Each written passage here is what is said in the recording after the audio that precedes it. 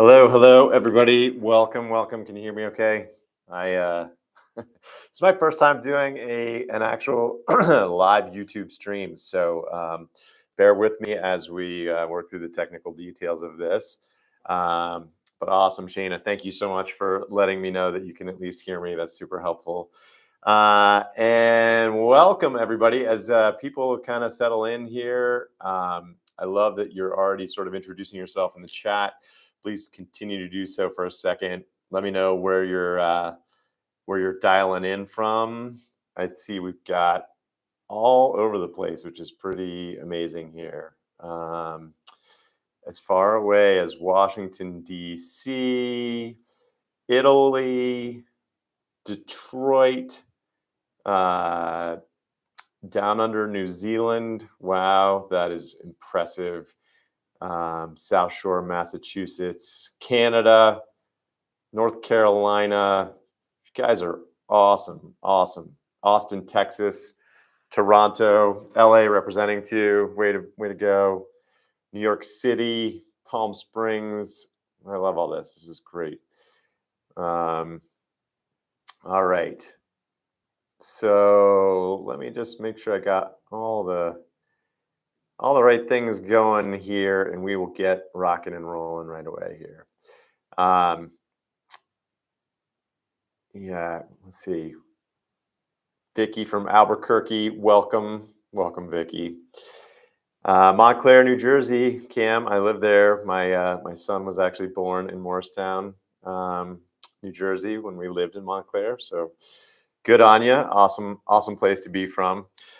All right, we're at like 12:04, and one of the things that I want to make sure out of all of this today is that I'm not wasting your time. Thank you for being here. Thank you for putting up with my DMs and my emails and all that jazz. It's so good to see you. And I guess the first thing I want to do just, is to establish why you should listen to me at all. And so I'm going to do the incredibly obnoxious thing here and just kind of give you my bio. I guess I'm best known for working at Pixar on Cars 3. I also wrote on Smallfoot, Angry Birds 2, Warner Brothers Scoob. We wrote a movie called Seuss, a biopic about the legendary author, along with my writing partner, Eyal Perdel, who I've known for 30 years and have written with for 17 or something like that. I have written screenplays for DreamWorks, Universal, Warner Brothers, Paramount, ABC, STX, Paramount Animation, Sony Animation, Fox Animation, Netflix Animation, and along with Eyal was on Pixar's Brain Trust from 2013 to 2014, which was a crazy, awesome thing I'll tell you about at some point. I wrote an inspired by true LGBTQ events TV drama pilot for ABC called Grace, which sold back in 2017. Did not get picked up to series, but it was kind of a heartbreaker. We also sold an update on the Dickens classic tale, Two Cities, called Two Cities, based on the tale of two cities. And I'm also currently working with the New York Times bestselling author and lifestyle entrepreneur you may have heard of, Lewis Howes, to develop a feature movie inspired by his brother, who is a world-renowned jazz violinist, composer, and educator, Chris Howes, who I went to high school with, if you can believe that. I'm represented by Verve in LA and Redefine Entertainment in LA and Granderson, DeRoche in New York. And that's it. That's me. So I don't know everything. I do know some things. I have a lot of experience, and I want to share some of that with you today and hopefully help you kick off this new year in the best way possible. So what to expect from the next 30 to 45 minutes. As I promised, I want to talk about what I see is the sort of landscape of the industry in 2025. As I promised, I also want to talk about what we have to offer in the first quarter, starting later this month. I'll offer up some personal insight based on talking with my reps at Verve, my manager, producers around town over the break. Just what this landscape really looks like. But most importantly, I want to talk about what we're doing to support writers like you looking to make real concrete steps this year. That is my big focus here. So I want to make sure that I can give you some solid, actionable items to take with you today. As I said, your time is valuable, and I want to make sure you get some value out of this call this morning, or this afternoon, or tomorrow morning, depending on where in the world you are. So, first, I want to kick off with a little question, and that is, what is the first thing you need to do in order to become a consistently paid working screenwriter? And I want you guys to take a moment to write that in the chat. Give me some answers to that. I'm actually going to pay attention to the chat here and see what you've got to say. Blake, right? Okay, that's a good start. Good start. Keep trying. Right. What else we got? Any other ventures out there? Write a great sample, portfolio, connections, persistence, write great stuff, network, study, build a network, discipline, perseverance, create great examples of your work, network, be consistent. I'm seeing some themes emerge here. Read screenplays, learn how to query, pitch, throw a stick of dynamite in their lap. I love that. Not give up. That's great. Outreach, read scripts, the ability to adapt, finish, learn your craft and genre. These are all great answers. And, it's a big question. And there's a lot of misinformation out there, a lot of false perceptions around this idea. And, while we're at this, one more good question is by what age do you need to be making money screenwriting in order to have a consistently paid working screenwriter? Let's have some guesses there.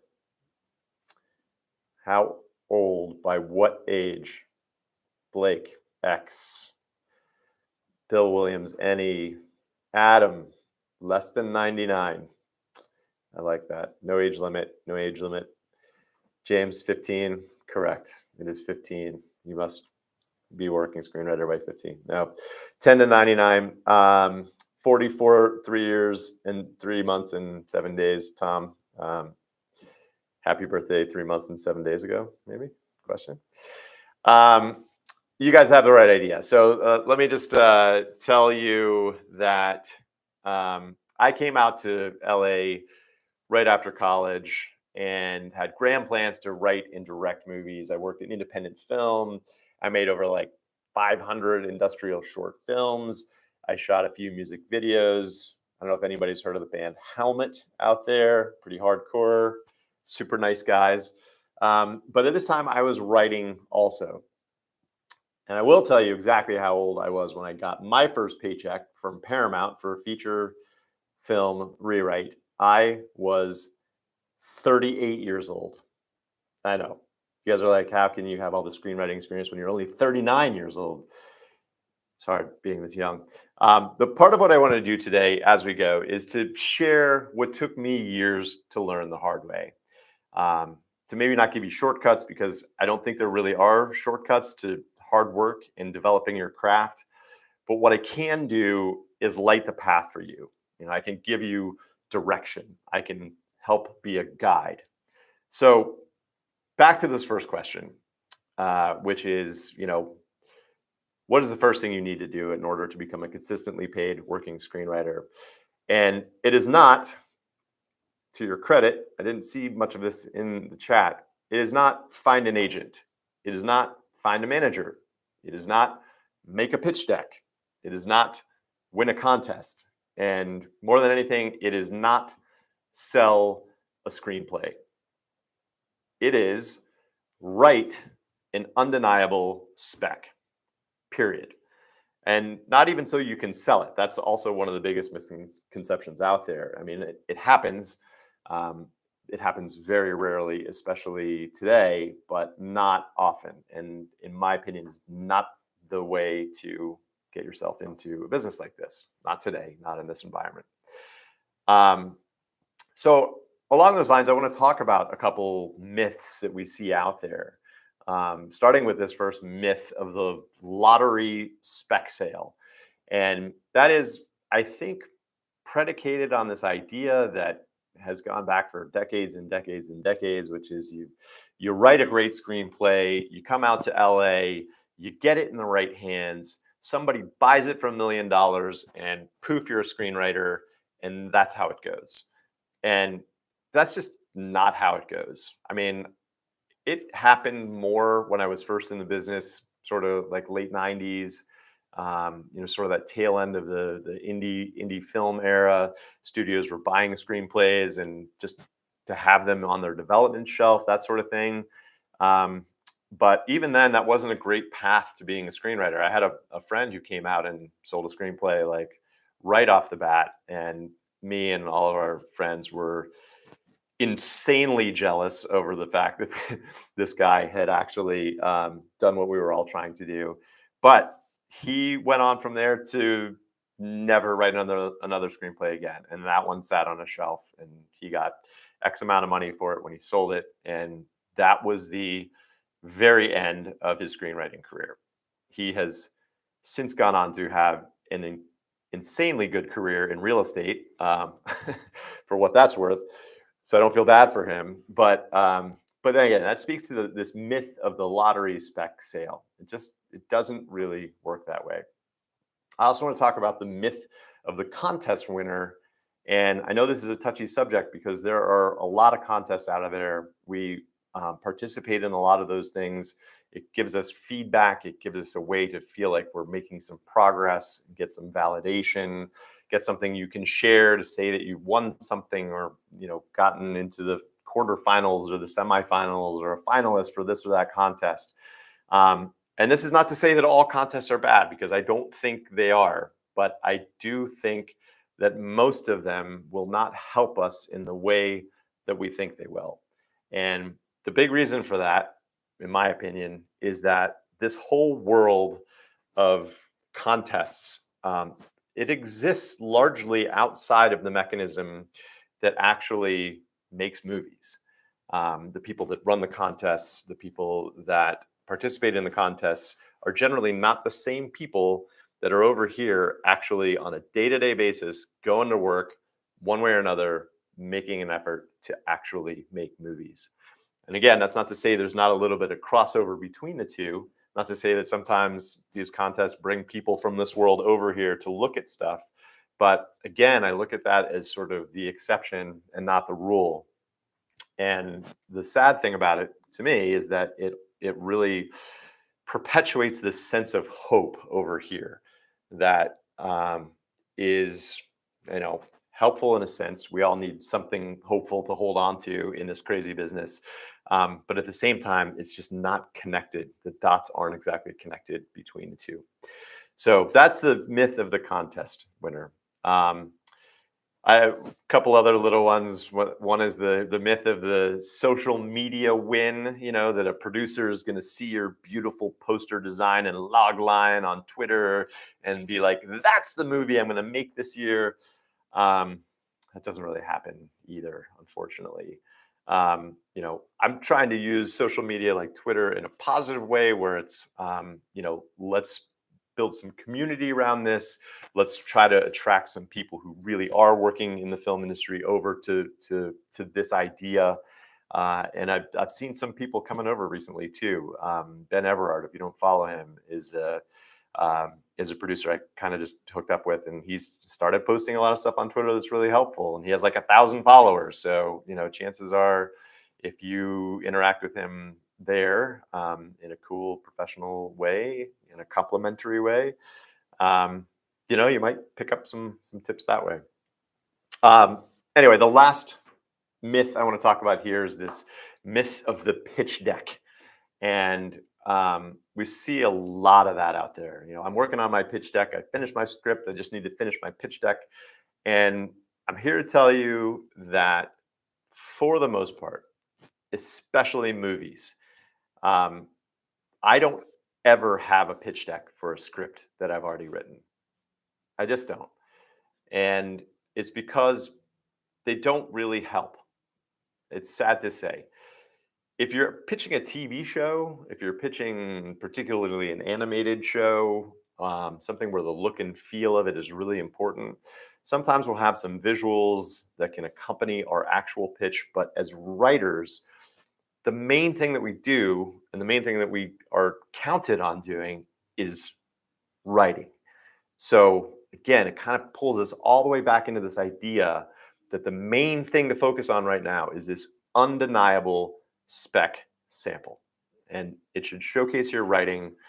Once we, if we get into the world of pitching, pitches too should really be about showcasing your writing or your ability to talk about story or your ability to talk about themes or character development or transformation of characters or character arcs, or how that all comes together in an awesome film that needs to be told right now. That is the art of pitching, not pitch decks.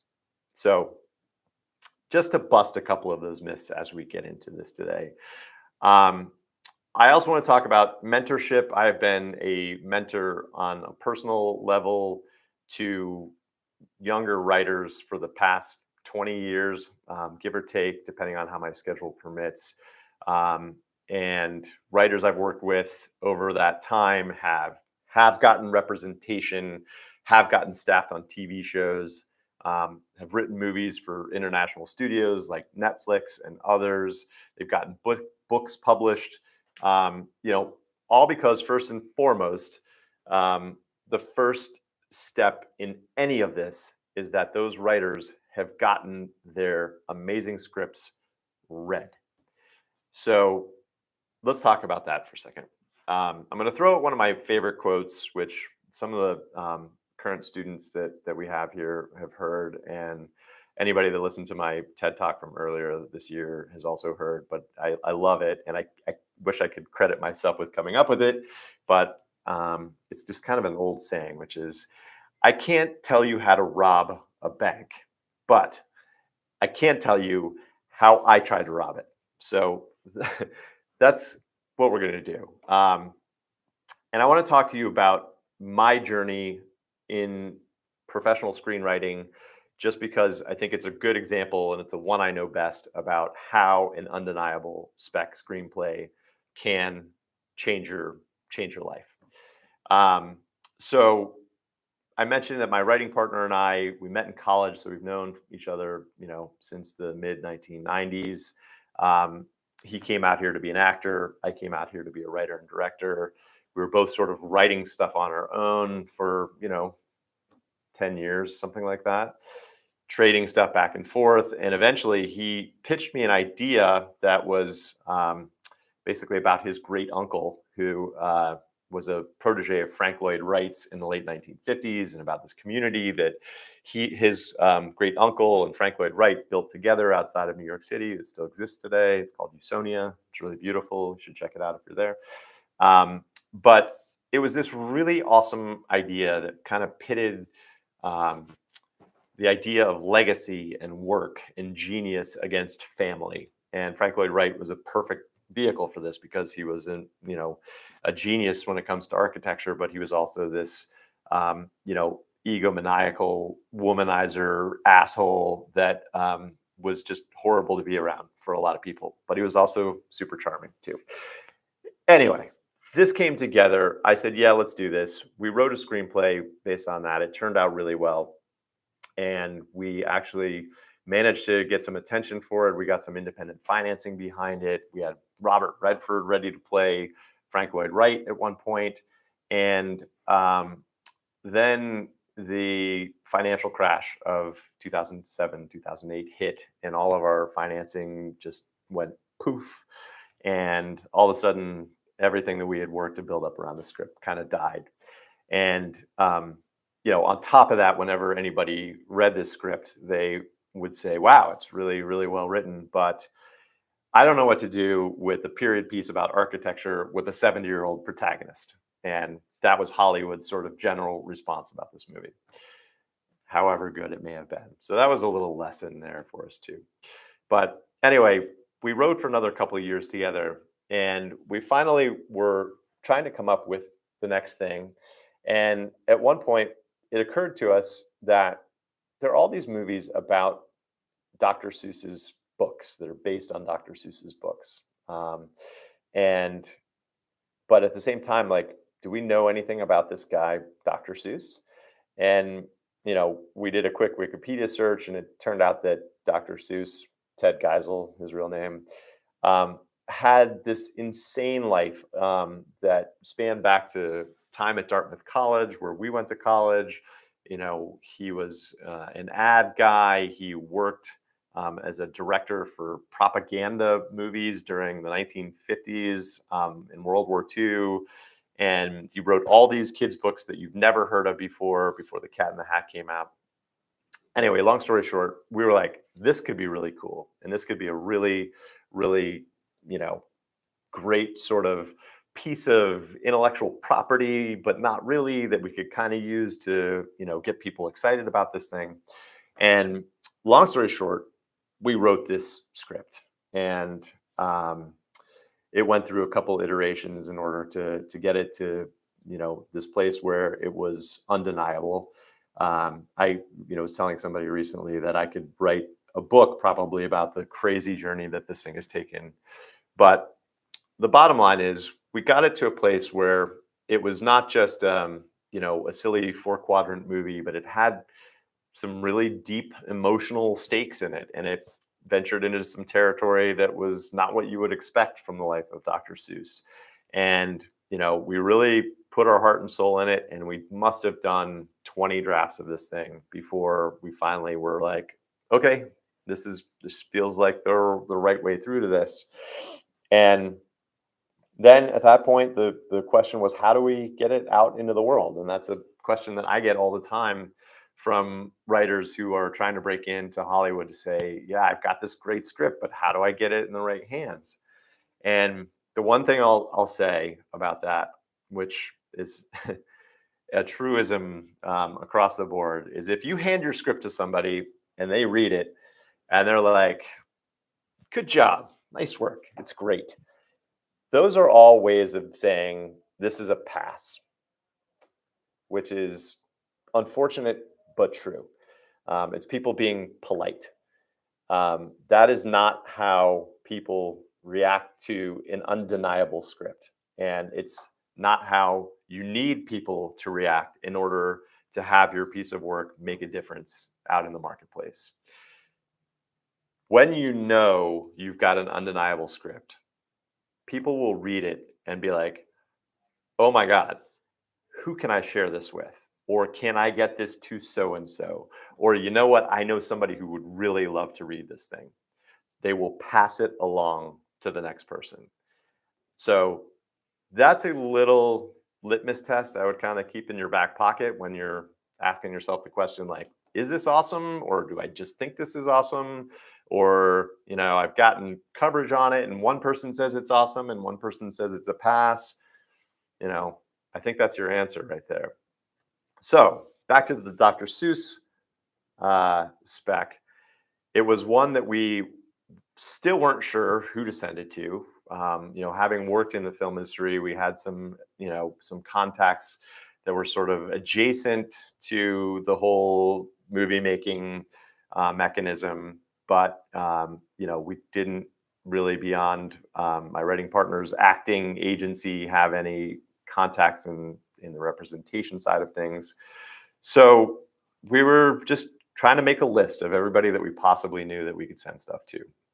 And as it turned out, my writing partner had actually slipped the Frank Lloyd Wright script to his sister, who worked with a guy who worked with a woman in a foreign finance company. And so this woman that was like 4 degrees away from me had gotten our Frank Lloyd Wright script. And she actually called us up and she said, hey, I love this script. This is great. But it's a period piece about architecture with a 70-year-old protagonist. So I don't know what to do with this thing. And we were like, yeah, we've actually heard that before. But the long story short is that she said, she said, "Hey, do you have anything else that I could read that might be a little more, I don't know, commercial or, not quite so art house?"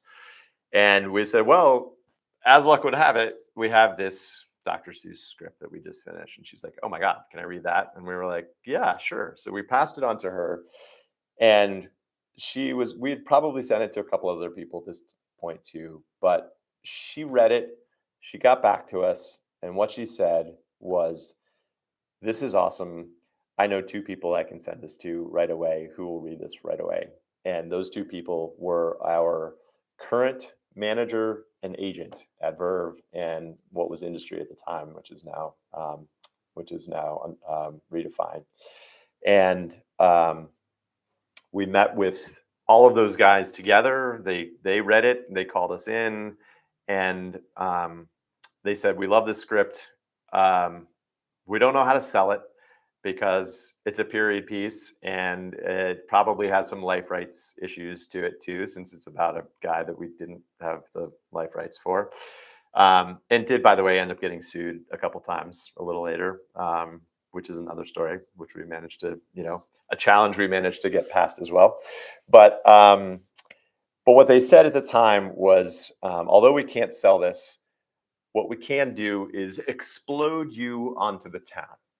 And, you know, after years of rejection, at this point, Al and I kind of looked at each other and we were like, "All right, yeah, go ahead. And it'll explode us onto the town."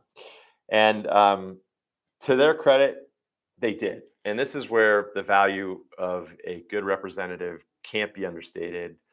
They made phone calls to producers and studio execs all across town and said, "Hey, we've got this thing you've got to read. It's awesome." And the script went out on a Tuesday morning, and by Tuesday afternoon, we had calls back saying, "Hey, we want to meet these guys." So again, how do you know if your script is undeniable? It gets that kind of response. It gets that kind of fire behind it. And again, just to kind of let you know where this one script went for us.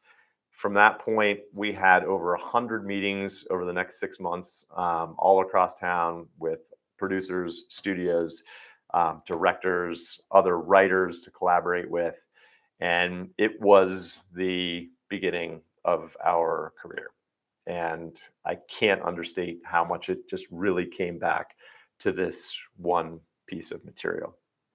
So, all that to say, this is what the goal of our classes is. Along with up-to-date current assessments of the business as it is today and how to navigate it. It's to show you how to find your best story, the one that's inside of you that you've been trying to write or dying to write, and to make that idea or that script undeniable, to show you how, and then of course to show you how to get it out into the world in a meaningful way. So, given all of this, I want to ask you guys again, thinking about this, what is your ideal work life look like in 6 months from now or 12 months from now as we, wind down 2025? Put yourself mentally for a second in either of those spots and throw in the chat, again, where you see yourself ideally in 6 months or 12 months. And I'll read through some of those. Writer's assistant. Okay. That's a great stepping stone to being in a room. If you're into TV, getting paid for something, it's great. Getting paid is important. We can't. It's a hobby until you get paid. My assistant. Thanks, Evelyn. I am covered at the time being, but I will. I'll let you know otherwise. Finish the current script with other ideas ready to go. Paid for writing features, getting general meetings around town. Great. Happy to be paid for rewrites. Great. Western in the can. It's in post. That's amazing that you got out there and shot something, Blake. Really, really cool. Having contacts. Rep writer who's pitching. Great. on the first leg of my 100 meetings. Yes, Jay Alexander, love that. Meeting producers, networking, building pitches in a writer's room. Awesome. Got some more TV people there. Jenny, great.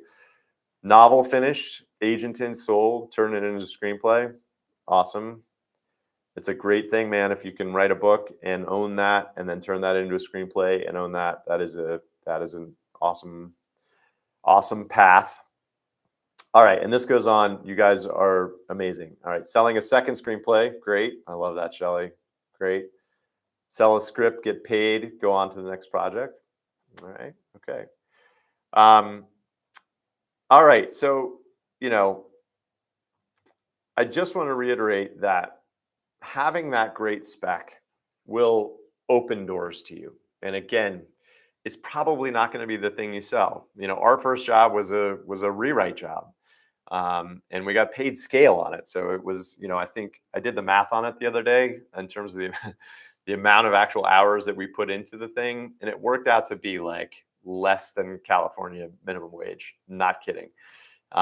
We put our heart and soul into it. And, again, it led to the next thing, which leads to the next thing, which led to the next thing. And, that's how you do it. And we were lucky enough. Our first one, was with some really key players in the industry too. And, that's always helpful. It's about making those relationships. It's about doing your best work. It's about continuing to grow that.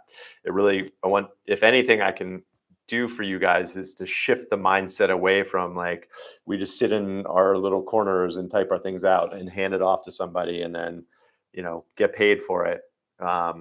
Because that's generally not how it works being a working screenwriter. It is way more collaborative than that. It is way more about meeting people and talking about your things and showing that you can execute other people's ideas, showing that you can pitch an idea and execute on that idea. So showing that you can read a script and break it down and talk about what's wrong with it and pitch those things and be able to write that as well. It's another like massively essential skill that we use all the time. But this undeniable spec will create these opportunities for you. It will attract people to you, agents, managers, producers, studio execs, because this is the real trick, like getting them to come to you, not you going out to them painstakingly one at a time, and getting stuck in spam filters or being left unopened indefinitely. That's the trick. And that's what working with us is what you will get, is how to go about doing that. I also want to talk a little bit about fear right now too, because there's a lot of it out there. There's a lot of fear amongst writers. There's a lot of fear amongst buyers too. The industry is in kind of a crazy place. We often operate from a place of fear, and that is, kind of makes us smaller and less effective in terms of what we do. I mean, we all have it, every one of us, present company included. It can come up in a million different forms. Am I good enough? Can I do this? Am I wasting my time? Will this ever happen for me? It's a crazy business. There are no guarantees. The competition for the very few spots that are available is insane. But, when you have knowledge about how things really work, when you have current up-to-date guidance on your writing, when you have a community of like-minded writers to support you, one of the biggest byproducts of all of this is confidence. So along with all of this, in terms of how to craft your undeniable spec, in terms of how to deal with the business, we will give you the confidence to boldly pursue where you want to be 6 months from now, 12 months from now, and we'll help you get there. So, again, just a quick list of successes for us that went on past that, 100 meetings.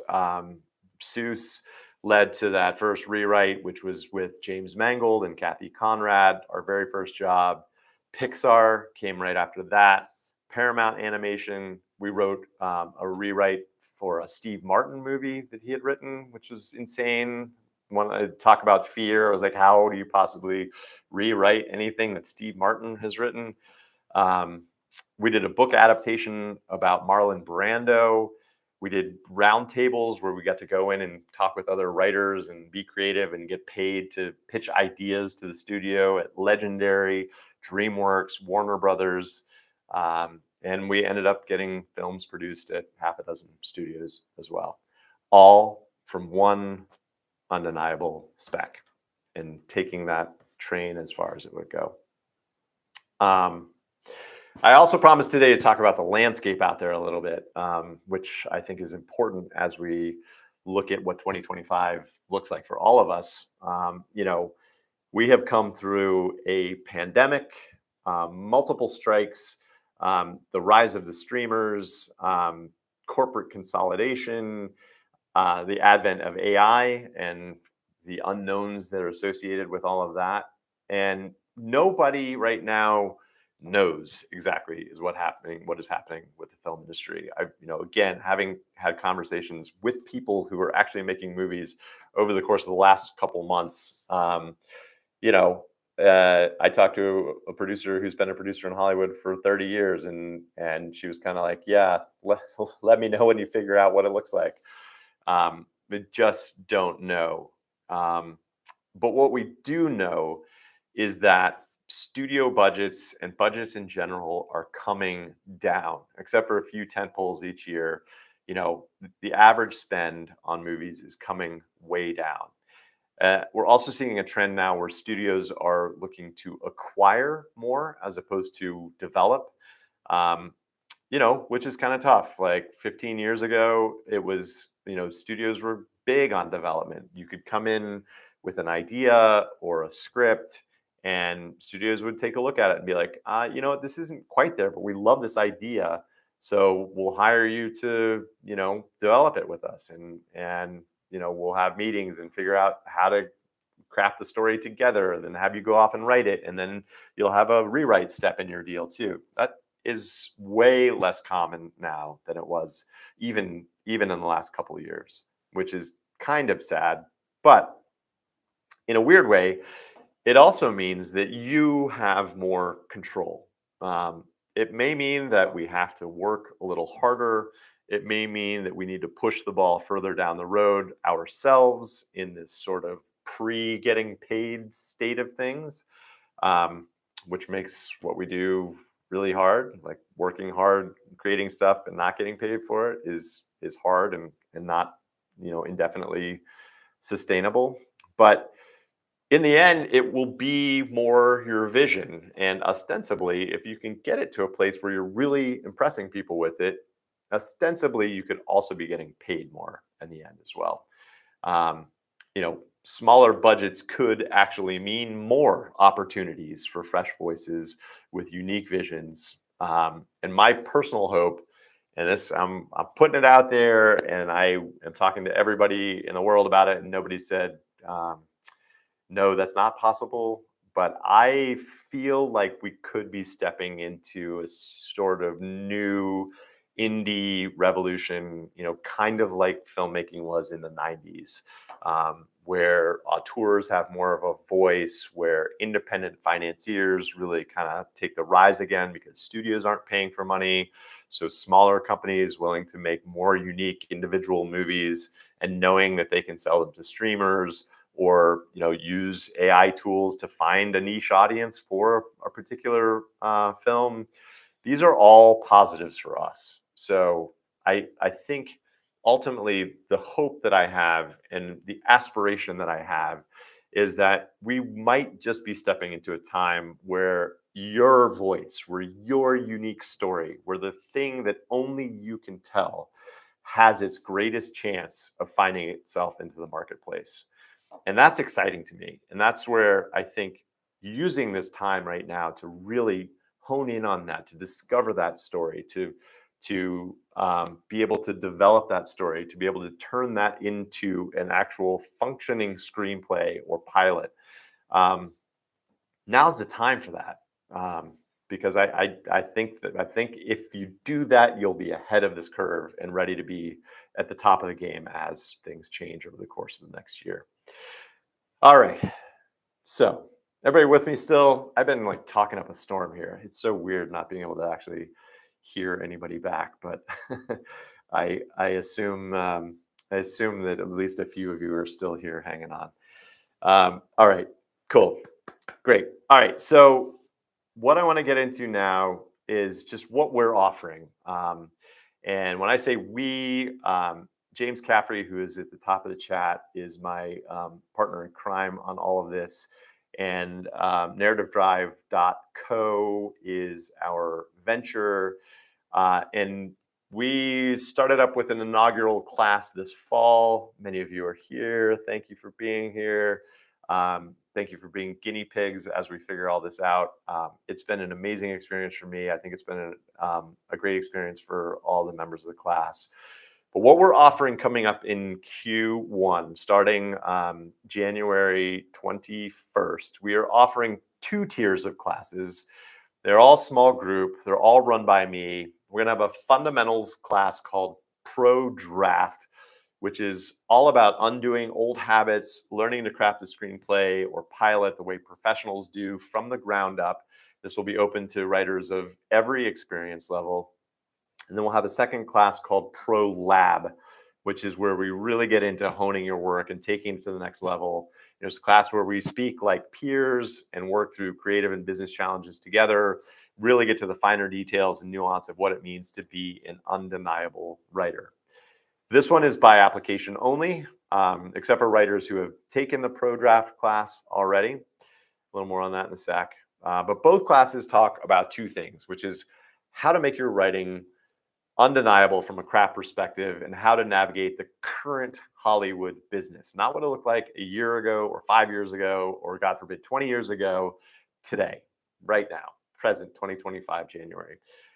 We'll have a Q&A every week to answer your specific questions about your work, about the industry, how to navigate your specific creative and business challenges, multiple opportunities for one-on-one time with me when we talk about your path, your writing. We have a new system for weekly feedback on your writing. We have a writers group run by James, who is possibly the most motivational human being you'll ever meet. Again, more direct feedback on your work, sort of a weekly workout, if you will. We'll have this writers group as a standalone offering as well, but it's something that will be included with either of these class offerings as well. Moving forward, one of the things I'm most excited to talk about in all of this is where we're pointing in Q2 and Q3, which stems from 2 specific things. The first is there are a lot of classes, contests, script listings, coverage services out there. And as I was talking about before, I don't know that they're thoroughly in the right lane of helping new writers get actual work. I think they're in this adjacent biosphere to the machine that actually makes movies. And it's this sphere of actually making movies, the ones that make and buy and sell movies, that I want our writers to be in. That's number one. Number 2 is, the 2 biggest pain points I hear and again from writers are, how do I get repped? How do I get a movie made? So we're designing a pipeline that services these 2 things. Now, as we continue building up new writers in our classes, the writers group, the one-on-ones, etc., we are going to identify objectively the best material, the best writers that emerge from that process. The stuff that not only blows us away, but blows away our colleagues in the industry. The stuff, once again, that is undeniable. And as those writers and material emerge, we're building infrastructure to answer those 2 pain points by A, working with agencies and management companies to actively pair our writers with reps, and B, working with independent investors to finance small budget screenplays and get them produced and out into the world. So these 2 avenues we're currently calling pro development and will be strictly invite only. This is not just theory. We've already begun talking with investors and reps we know and love. We're just probably going to be taking a few writers this year, maybe a handful, depending on what emerges. But a nice little upshot here is that this part of the pipeline will be at 0 cost to writers.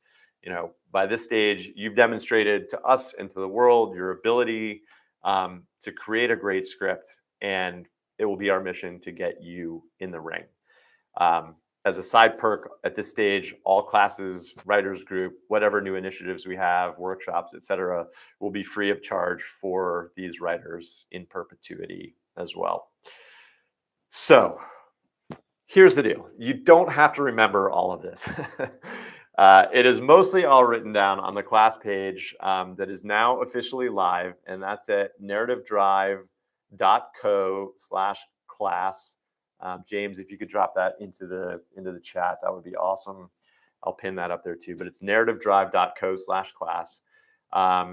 And it literally just went live in the last few minutes. Registration is open until slots fill up. Our inaugural class in the fall was largely unadvertised and filled up within like the first 72 hours after it opened. We're expanding to 3 classes this quarter. But if it's something you feel like it could be the thing that transforms you this year, I'd recommend signing up as soon as you are ready. But whatever you do, after you get off this call, my biggest piece of advice for the year is to do something. Make it something concrete, either on the craft or the business side of what you're working on, preferably both, and make it something small and manageable, something repeatable, something that you can do every day. Because that, my friends, is the real key to success in any of this. It's creating and maintaining strong habits, something we hammer in our classes, doing this consistently over time, loving what you do, and then expecting the best. So, okay, enough of my yammering. I want to make sure there's time for a few questions here. I don't want to run this over an hour, but I do want to make sure that I covered a lot of stuff, and I want to make sure that it's as clear as it possibly can be and shed any light on it. So pop your questions into the chat. James is going to highlight a couple for me, and we are going to proceed from there. I'm going to go ahead and take the first one I see here too, which is from Matt Kenny. Thank you for chiming in. Any value in creating a pitch for a future project, like having a spec pitch in addition to finished samples? Yeah, 100%. I think it's that. And by the way, I didn't say this before, but I'll say it again, and I hammer this in class too. It's not about having a portfolio of work. It's not about having a bunch of spec samples. It's about having one. It's about having one spec sample, because nobody is going to read more than one sample of yours at a time. They just aren't. It doesn't happen. And I know people who send 2 at the same time, and they're like, take your pick. And that doesn't work. Like, we've got to just stick to the one thing. But to your question, Matt, yeah, absolutely. I think, with the goal being getting you into a room and talking about what you've written, what people, the way these meetings go initially is they will say, hey, we loved your spec. And, what else are you looking to do? And, in that you can talk about movies the kinds of movies that you like. You can elevator pitch some stuff that you're working on. Keep it super duper duper casual. Nobody wants to hear a long-winded, crazy pitch, but if you can definitely throw stuff against the wall and see what sticks, and then they'll pitch you their ideas too. But yeah, I think it's a great idea to have some ideas in your pocket. So, all right, I'm going to keep going here. These are going to be somewhat arbitrary as I sort through here. Blake, all right. For an actionable step, what's the most fundamental thing a writer can do to create an undeniable script? That's tough. That's where it comes down to you as an artist. I am a big believer of pulling something that has meaning to you on one level or another. And, for us in this Dr. Seuss script, it was about struggling artists, It was about an artist trying to find his voice. It was about an artist trying to find his voice and also be in a meaningful relationship with his wife, who was going through some really hard stuff too. So it was a family and art sort of thing. And that, especially at the time, I had just had kids, and it was sort of a perfect storm of thematic stuff that really resonated for me. So for me, that's where I will start, is something that thematically resonates for me. But it could be anything. Uh, it could be something that's based on something, out there, ripped from the headlines. It could be something that is inspired by an awesome character that's just kind of popped into your head. It's really like, I think Stephen King likened breaking story to excavating a dinosaur from the ground. And you start off sort of with bulldozers, and you eventually work your way down to chisels, and eventually down there to like little fine tooth brushes, and that's sort of how you discover a story as well. So if we continue with that analogy in terms of how to find that first actionable step for how to create an undeniable script, it's really like, where do you start digging? And I think the best thing is just to start. you know um, I use Anthropic Claude AI to bounce ideas around with all the time. And I know AI is a very hot button topic, and I know it's a very controversial topic, and I will actually get into that in classes, and I might do a standalone workshop on that in February too. But one of the great uses and one of the great ethical uses of it, I believe, is to just brainstorm, just bounce some ideas. Like, it's crazy how fast you can go. It's crazy how encouraging those AI assistants can be, which is helpful sometimes to, you know, lackadaisical, prone to procrastination writers like us.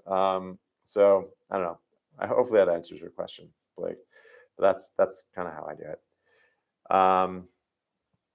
Daryl Mott, can you find us a showrunner? Working on it, Daryl. Working on it. We'll get there. Daryl is taking all the right steps to get things out there. But yeah, we'll find it. We'll find it. Okay. Let's see. I'm just going to pull another one. Doug Hughes, as a novelist doing a magical realism manuscript and who's written screenplays, what do you suggest next? Anyone there want to read the novel, The Holy Relic? I can pitch it to them with a log line. What do I recommend next? It's hard to say. Yeah, I think, I love the fact that you sort of own both of these things. Um, we don't necessarily do coverage or read material here. It's something that we definitely have talked about quite a bit, but I really want to, just as sort of a vision statement, foundational level thing, want to distance what we're doing from some of the other coverage services out there. Um, and I really want to make sure that what we're doing is cultivating real writers. So that's just it's not a part of what we do at this point. But I assume you've gotten feedback on it at this point on either the screenplay or the book. But I think that's probably more of a specific question than I can really get into on here. But you know, I think it's awesome that you have those, and my interest is piqued. So we can talk a little later, Doug. How's that sound? All right. Other questions? I'll do like 2 or 3 more since we're getting close to the top of the hour. And I also just want to make sure that the link is posted here, narrativedrive.co/class. And I will go ahead and I'm going to pin that to the top so that everybody can see that. I'm going to click on that to make sure that that link actually works, because that would suck. Okay, there you go. All right, so a couple more questions. Amir, I'm going to pull this one up. I've had a couple showrunners send a script of mine to a big production company who has comedies currently on air. Sometimes I think it would be better in foreign territories. Any relationships there? Um, yeah, I mean, we have relationships all over the place. And I think that it's smart to be looking at the world market in general, because I think that, you know, the world is a big place, and there are a lot of opportunities for um, entertainment and exploitation outside of the United States. But obviously, it depends on what you've got, and comedy is a particularly difficult thing to just sort of shop, because comedy doesn't always translate as well as some other things. That's why I think you see a lot of action movies that translate well overseas, um, or big animated family fare sort of thing. But yeah, that's it's great that you got people sending your stuff around as well. Um, all right, let me see. Let me see here. Um, Rosie, all right, good question. This is a question about the class. Do you need to take one of your classes in order to be eligible for the pro pipeline? Um, so at this point, yes. We may open the door to submissions down the road from the general public at this point, but again, I think it's as much about getting to know the writer as it is about getting to know the material. Because again, I can't convey more strongly that in order to be a successful, consistent working screenwriter, it's about you as much as it's about your work too. And it's hard to get a sense of that just from material alone. I mean, in terms of the production side of things, a little less so. If you've got a great script, it doesn't matter, I guess, if you're an asshole. Because if the script speaks for itself, then we can go off and make that. But in terms of certainly the relationship development side of the things, like we're like with everything that we're trying to do here, we're really trying to make it real, organic community. Building relationships with writers one on one, getting writers in our group to know each other, and to really support one another too. So I think that's where it's really important. There's a possibility too that that might happen in writers group too. Again, our second goal in all this too is to make this as accessible as possible to the greatest number of writers too. So hopefully that answers your question too, Rosie. All right, we're at it. This is the top of the hour. It's 1:00. Thank you so much for being here. Thank you for hearing me out on all of this. If you do have additional questions, you can send them to info@narrativedrive.co. You can also find us on Twitter, and that all of those links are on the website too. So that's it. I really appreciate you. I appreciate all you're doing. Keep up the great work just by showing up here today and trying to expand what you know and who you know and what you're doing. Like, these are the right steps. You are on the right track. And I appreciate each and every one of you. And I'll look forward to hopefully getting to see you again soon. All right. Take care, everybody.